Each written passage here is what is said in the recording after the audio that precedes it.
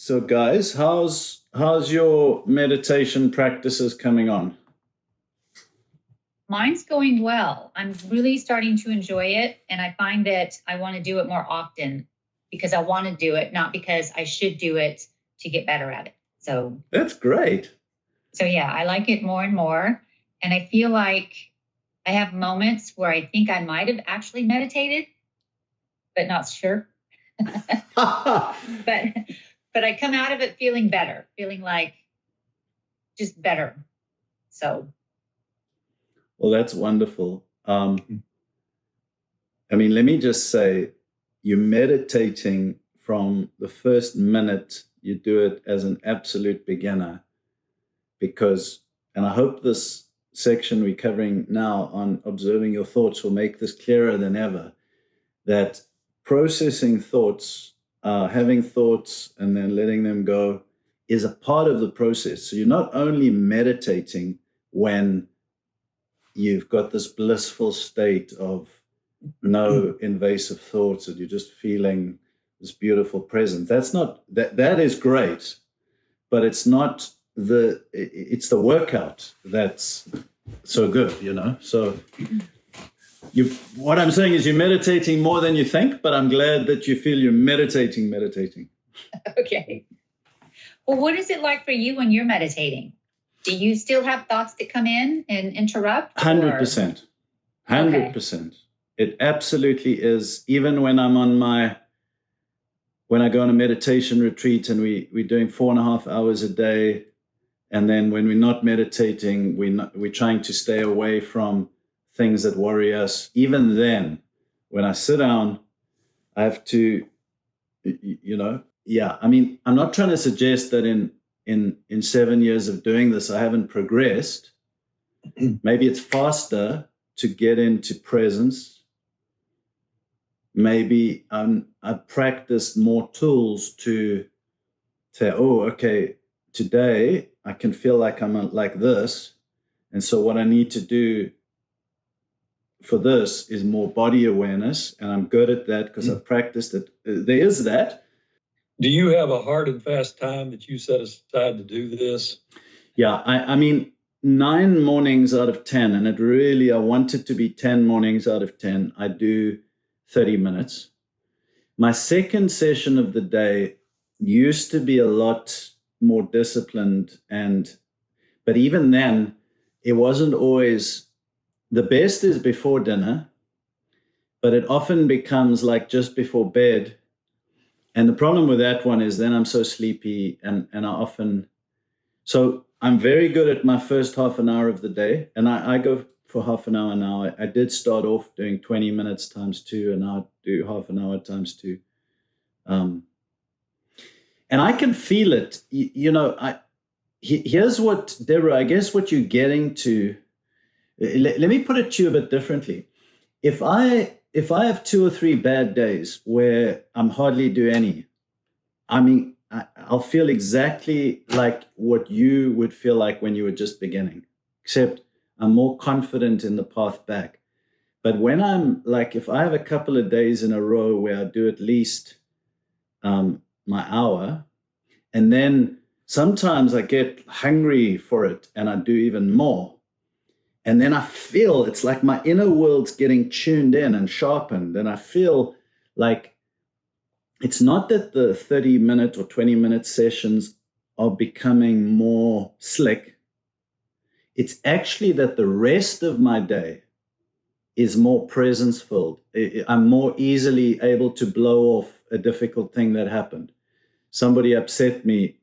It just like, I'm able to, I'm able to be present and not constantly thinking as I go through my day. I'm just able to enjoy the present moment. So the fruit of meditation is not seen in the meditation time itself. It's seen in the rest of your day. And it's like a good vitamin. Like if you, I don't know, whatever you believe in, ginger. If you have like ginger faithfully for 4 days in a row, you start feeling it's like added up in your body, It's like that. When you just do a couple of days in a row where you'll feel there's a difference in your life, you know. And actually people, I've had times where people around me will, you know, comment, wow, Rob, you're just more peaceful, and wow, you handled that really well.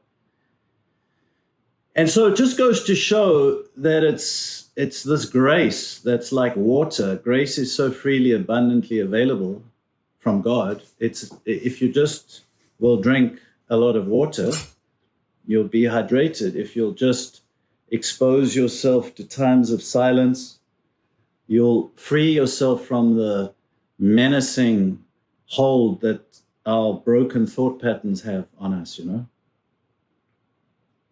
But it's a lifelong journey. So is your morning meditation, is it typically right after you arise in the morning, or later in the morning? The best pattern for me now, and obviously then you have kids, and then, you know, you have an early job start or whatever, so it varies. But for a lot of my life, I always felt whatever my start is, and it's a lot more flexible now, but whatever my start is, I have to get up before that. And before I engage with emails in the outside world, I need that devotional time. And there's no question that when I do that, my day is more efficient, more peaceful, more productive. When I don't do that, when I start by picking up my phone and I get sucked into an email, and then worse than that, there's some conflict and I just want to make that phone call because I want to deal with this now. There's no doubt that those days, I want to say, they feel like they're wasted, and I'm unhappy. And I actually don't want to live days like that, you know. So I'll tell you, you know, piecing together this practice with, I don't know if you guys follow Andrew Huberman at all, the Stanford professor that posts some great, he kind of really takes cutting edge research and he puts it in nice bite-sized things that you can understand, the very latest stuff in neurology and stuff. But he explains how the minute you get outside, and if you can get 5 minutes of outside light in the morning, it starts your circadian clock. And the other thing that starts your circadian clock is when your body's forced to warm up. And so, like, my best days are this, and this I did today, which is wake up, don't pick up the phone, lie in bed and start feeling grateful. And this, like, not thinking grateful, just feel like my life's good. Because often if I wake up and I feel tired, I often wake up feeling miserable and sorry for myself. So just a few minutes of feeling grateful, and then grabbing 2 glasses of water and sitting outside in the sun. I did it this morning. And within minutes, stuff just dissolves, and that sunlight's just starting your body clock. And my son's doing it too. Just first thing, go for a 10-minute walk, you know? And then from there, just before breaking the stride and getting onto the emails, just praying, meditating. Those are the best days in my life. Now, you know, if it's a run before meditating or a pickleball game, that's, I find, super productive too.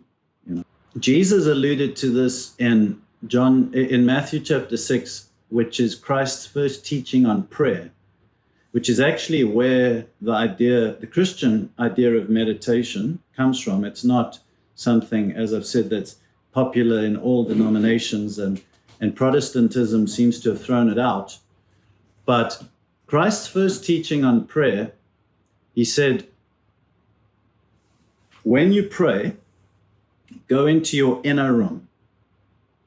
Now, they didn't have inner rooms in those days. They didn't have a study. They had one-room dwellings. And so he was talking, and it's the early interpreters of that was clearly talking about a figurative inner room, which is in the heart.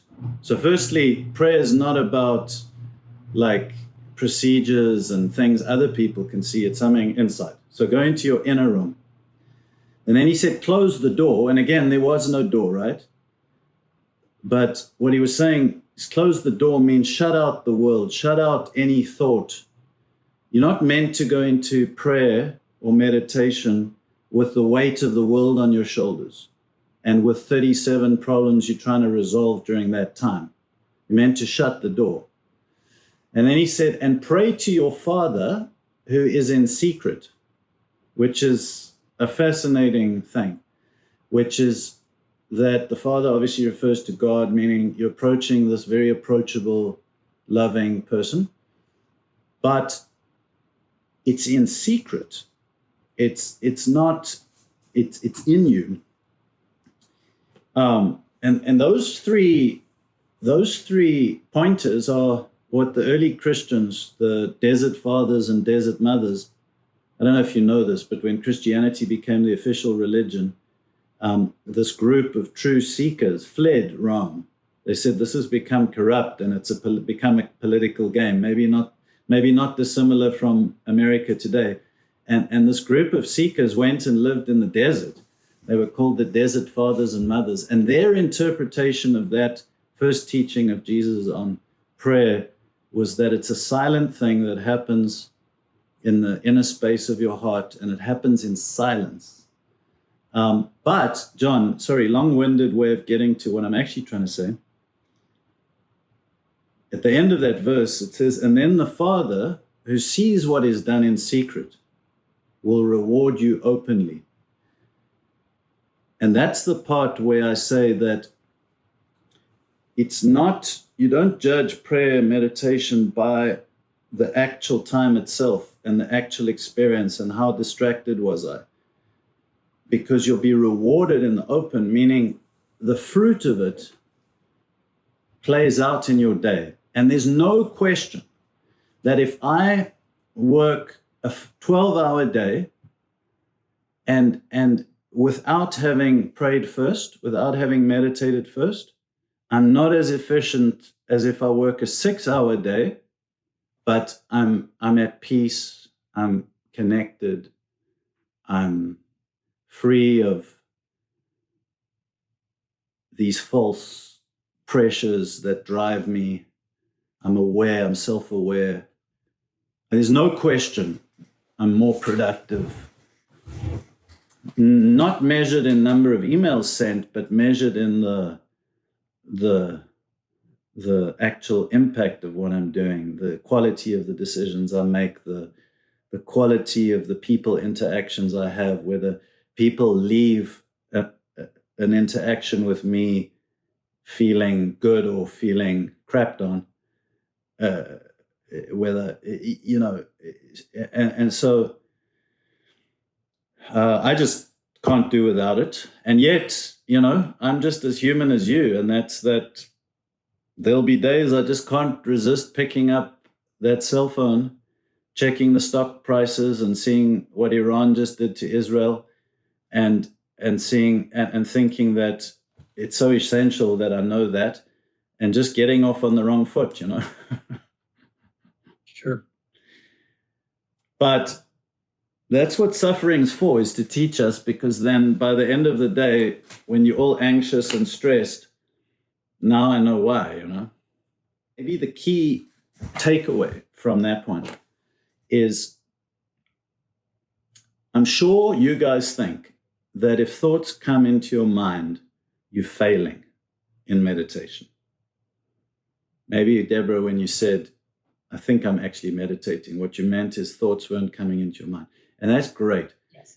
But it's not at all failing. And when you do this third technique of observing your thoughts, it's actually like eventually you want some to show up so that you can practice this thing of observing your thoughts, okay? And beginning to get thoughts, but sit on the balcony and look down at them and just notice them and learn something about yourself from them is powerful, and it's part of the spiritual journey. some traditions talk about the monkey mind. So when you're meditating, we've got monkey minds. Like, monkeys, like always chattering, uncontrolled, and grabbing the banana and then going over here and pulling someone's tail. Our minds are like that. Now, why is the monkey like that? Well, on one level, the monkey's just super distracted because it hasn't ever had any discipline. It hasn't ever been trained like this, right? So it's all over the show. And our minds are like that. So that's one reason why we're doing meditation, is to try and get some discipline going here in the monkey mind. But actually, there's a deeper thing, in that the monkey's sick. And the monkey's got some real problems. And that's you. And as you become aware of your thoughts and what they are, it's going to be a massive transformative experience. And that's why having thoughts interrupt you in meditation and being able to observe them rather than learn to not get carried away by them is actually part of the journey. And I'll get into, there's 3 categories of what your thoughts can be, where you can learn to, I see that sickness, I don't want to use such a strong word. I see that issue now in myself.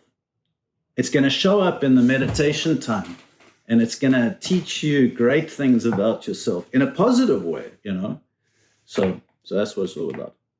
All right, well, let's get comfortable, and we'll start our 20-minute time together. And I'll guide you through it, and we're doing the observing your thoughts type of meditation.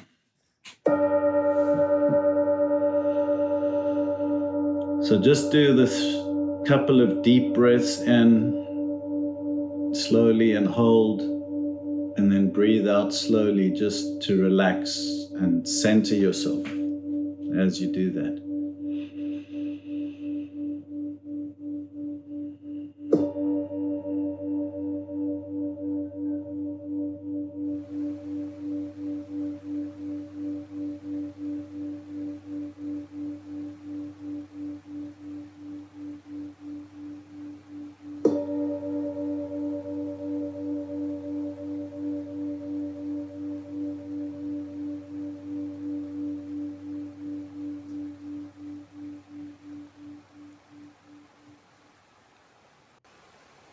And as you breathe in, just take a deep breath of glorious life.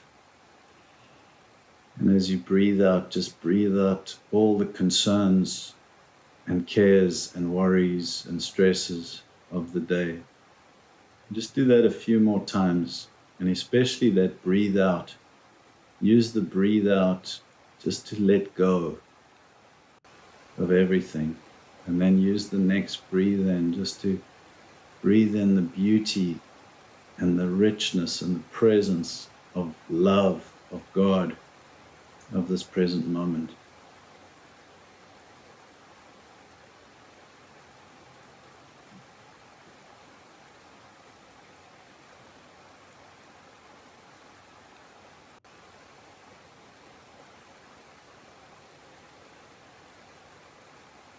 When we do the observing your thoughts technique, we don't dive right into it. We try to place ourselves on that high, beautiful balcony first. And so you need something else to help you center and to find presence and to slow your mind. And so let's today go with breath awareness for a minute or two. If you much prefer body awareness, then use that. Or if you've learned centering prayer, you want to use the sacred word. Whatever it takes, just to center yourself, to slow down your thoughts, to to get above your thoughts, to take a seat on this balcony, this higher place of consciousness.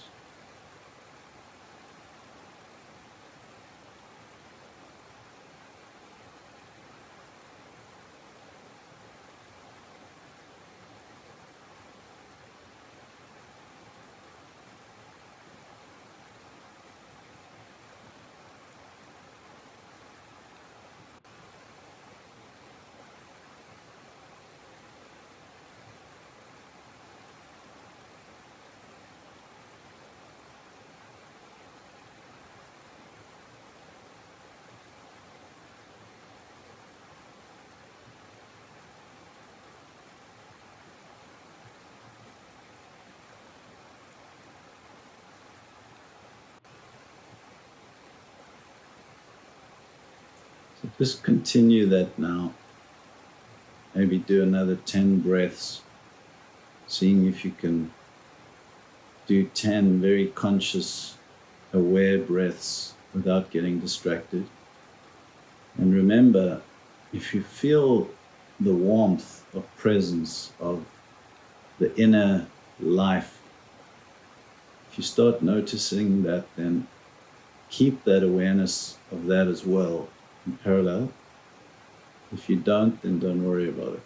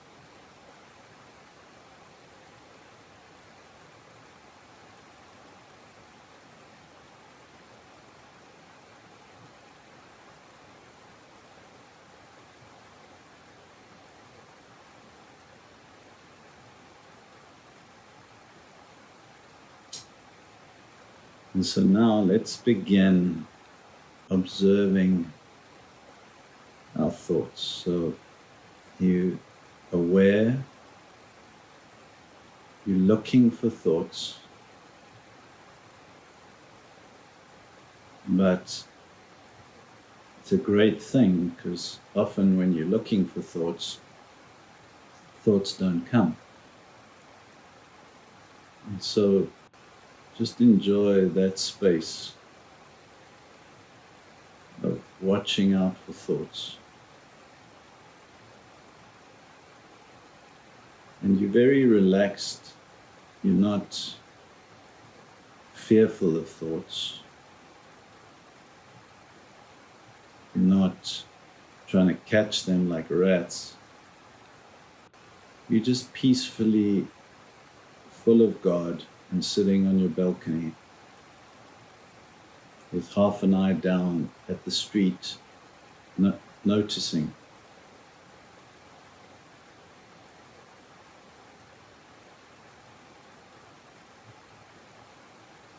And you might still keep a bit of awareness of your breath, but looking out for thoughts.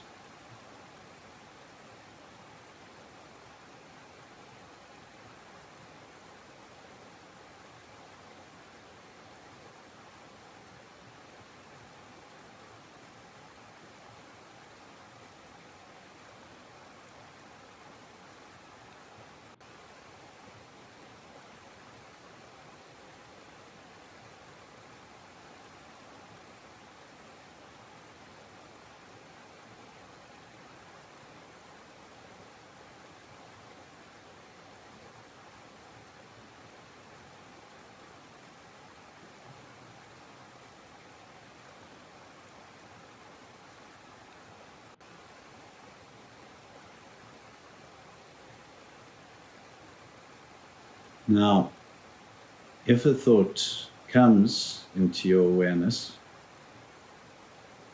It's actually probably because your awareness lapsed a bit and you catch yourself in a thought. But here's the secret. Don't think that it's something you need to drop like a hot coal and that you've done bad.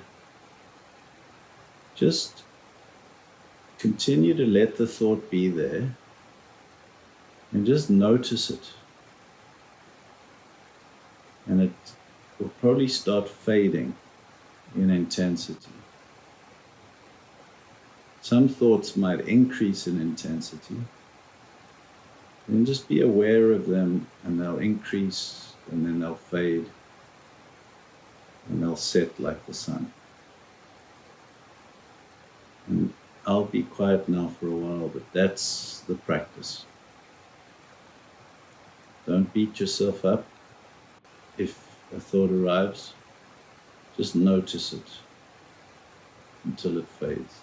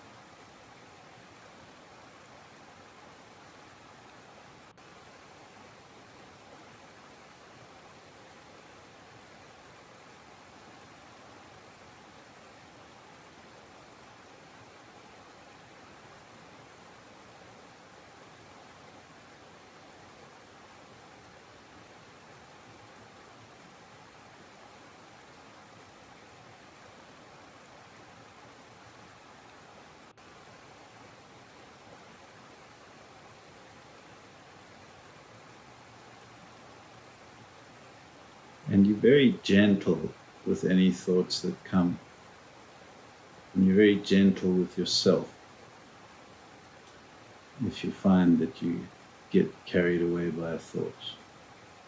You just ever so slowly and gently return to noticing the thought and sitting on your high balcony.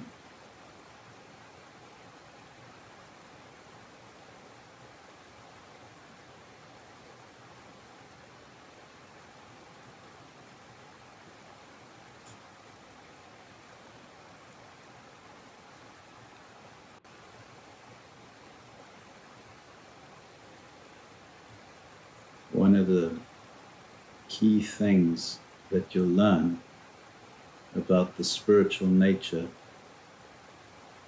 or about your true self,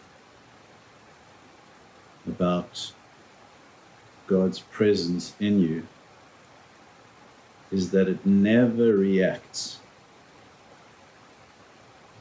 It always originates. And so if you react to a thought and want to beat yourself up,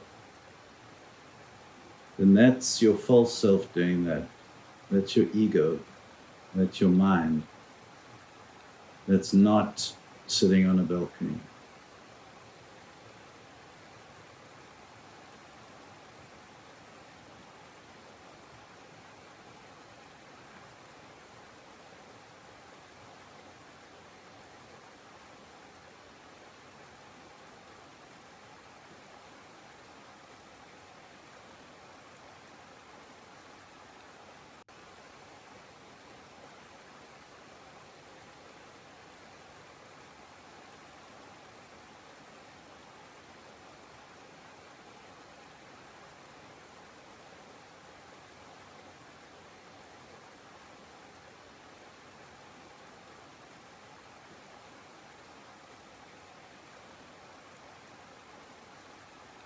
And if you find this is going really well, you're feeling a nice quietness of mind. There isn't too much zooming through your mind. And you're wondering, what should I do? Anything else I should be doing here? The answer to that is just be. Just be, and be happy that you are in your spiritual nature, that you are who you are, that you're conscious, that you're aware. And it's sweet. It's the essence of who you are. And what you can also do is just increase. See if you can slightly dial up your awareness. That's the great gift, is you are awareness. That's the essence of who you are.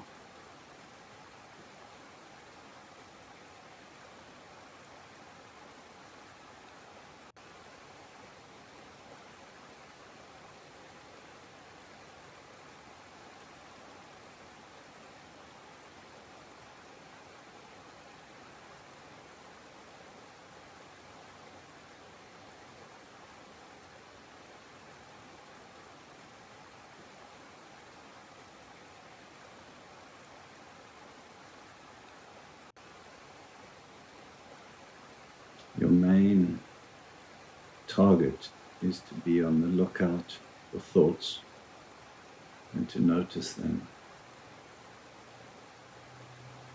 But while you wait, you might be aware of more and more feelings in your body, sensations around you. You can add all these things to your awareness, but still you're just rooted in presence and looking out for thoughts.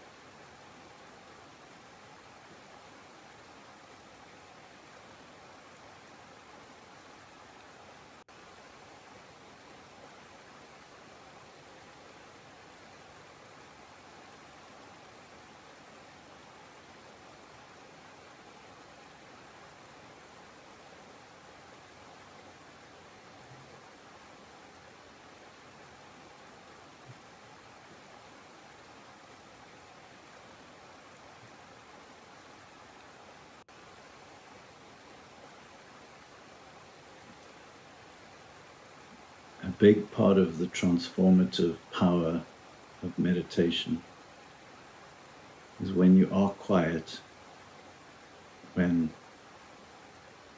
you are just being, that there's something inside you that one feels like, well, I'm not doing enough. Maybe I should be doing more. Maybe I should be doing something different. And if you can let those thoughts go and just be rooted in the beauty of the present moment and just being, because you're a human being. It's your false self that just wants to do. You can just find the sweetness of being. That's the center of your soul. That's where God is. That's where love is. That's where your true satisfaction is. But it's a bit unnatural. It feels like, wow, is this where it's at? This is where it's at, but you're not used to it. It's like being in a swimming pool. And you were meant to be there, but you haven't been there much in your life because you've been in your racing thoughts. So just find the sweetness in the center and continue to look out the thoughts.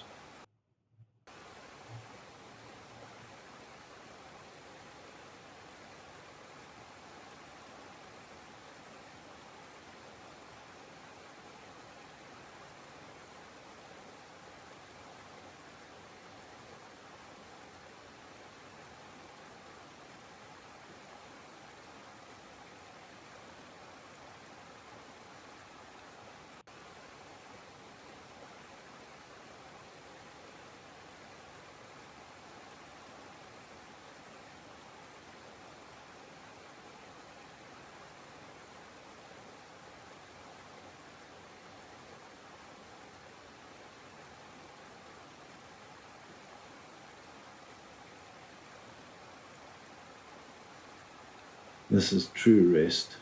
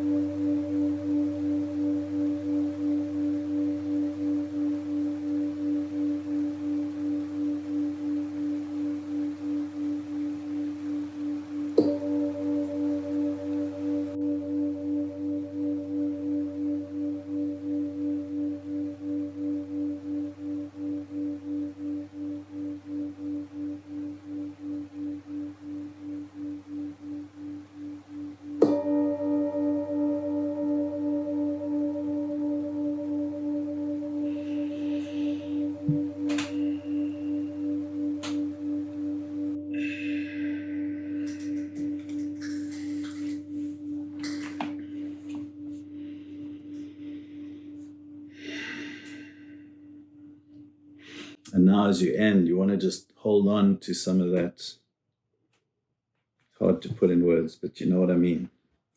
You want to just combine it with the chat or whatever we're going to do. You've only got one job if you're asking, what are you meant to be doing?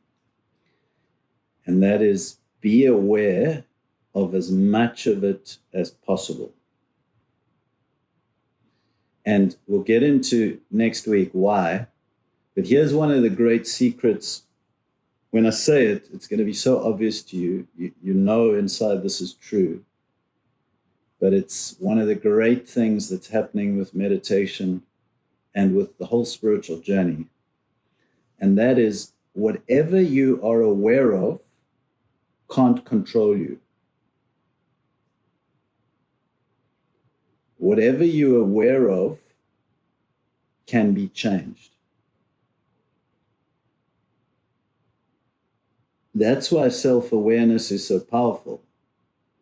If there's this motivation, this drive inside of you that you're not aware of, it can do great damage to you.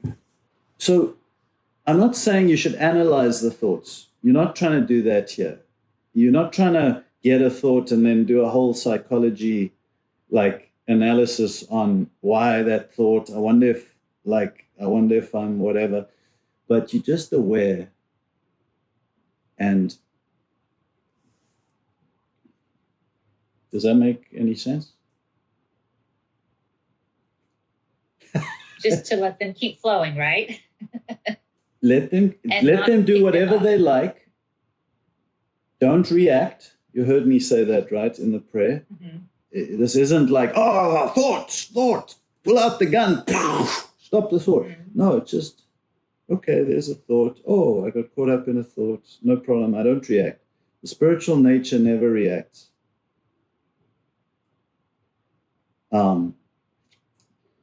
And so I'm just aware of one thought. Oh, now I'm aware of another thought. I'm just aware of another one. Oh, wow, there's a lot of thoughts. I'm just aware of them. And that is how you gain control. But more importantly, you get into that center of meditation. So just be aware. That's all you got to do.